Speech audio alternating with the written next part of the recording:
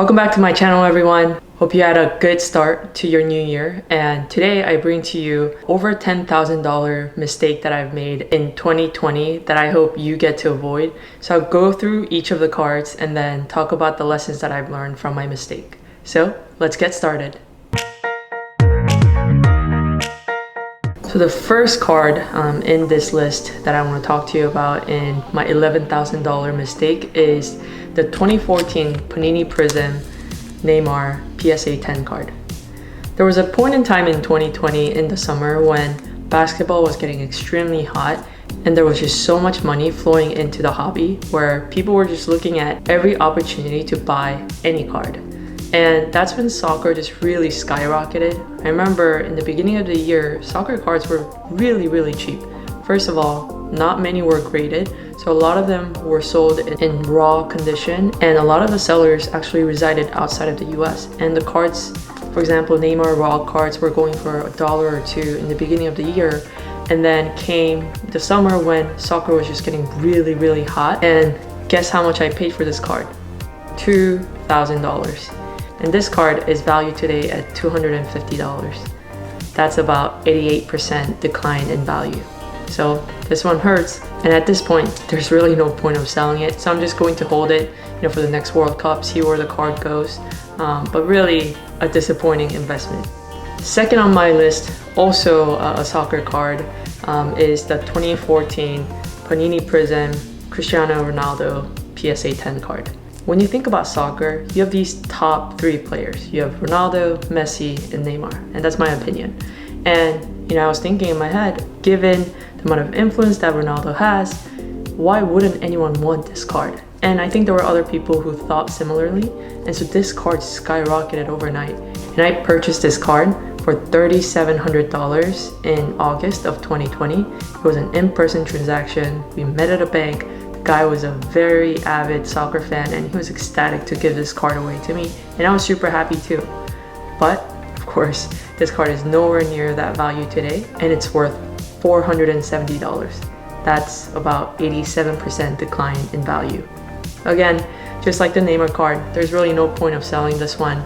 I'm just going to keep it, see where the value goes. But I really like Ronaldo and the career that he's had, so I might just keep it as a PC.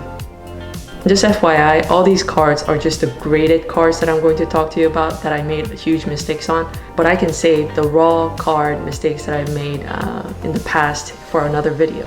So I'm just going to be talking about the graded card mistakes that I've made. So the third card on my list is actually, I bought 3 of these, is the 2018 Panini Prism World Cup Mbappe PSA 10 cards. Mbappe, if you don't know anything about soccer, is the new and up-and-coming player, kind of like Luka in the basketball world. And he's been killing it at PSG. There were trades of him going to Real Madrid.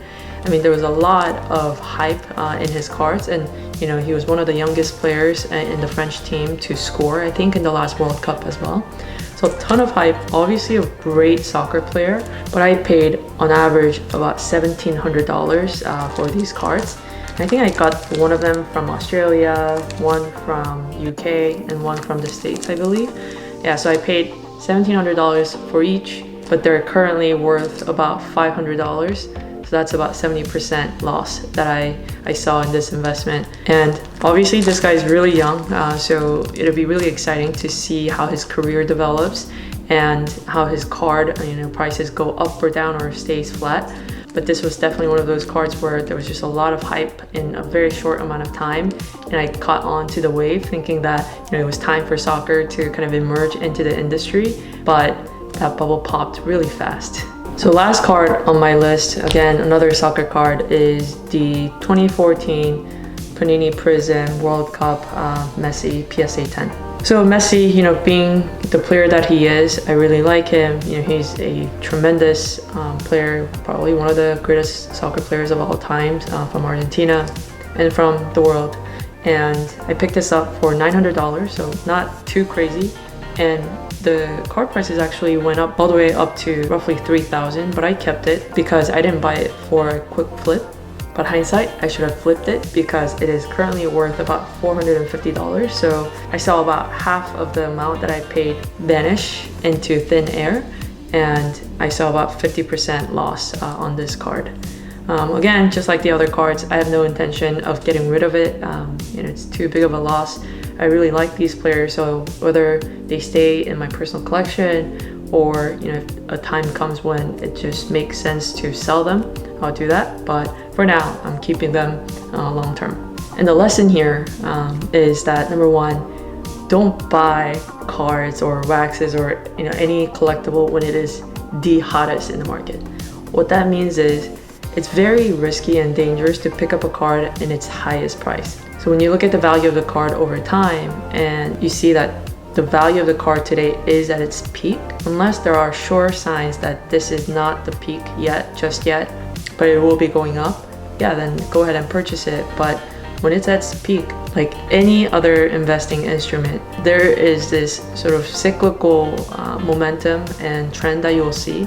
And so if you really like the card, but you see that the price is at its peak, wait a little bit, see the price drop, and then get in at the dip and then see the card prices go up. Of course, if you're investing for a long term, 1, 5, 10 year kind of outlook, it really doesn't matter. But if you're really just wanting a good bargain and good deal and want to get into these cards, I would wait it out a little bit, unless of course you have sure sign that this card will continue to go up without a dip in the future.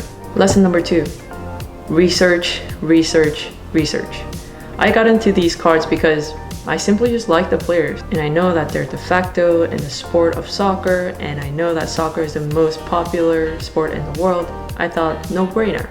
But had I done more research on why there weren't as many PSA graded cards, and researching on what the print run looks like for these sets, and then understanding what the difference in these 2014 and 2018 World Cup sets are from the previous World Cup sticker cards are, if I had done more research on that, I think I would have been convinced to not jump onto these cards at its peak price, but instead wait it out a little bit and spend more time understanding the market and the demand and the supply that goes into the economics of the soccer sports world. So that's my $11,000 mistake. I hope you don't make the same mistake as I did. Always feel free to shoot me a DM if you have any questions. I'm happy to guide you or just share with you what I think about certain investing strategy or purchase that you want to make. So hope you guys have a great start of the year again. I'll see you guys in the next video. Bye.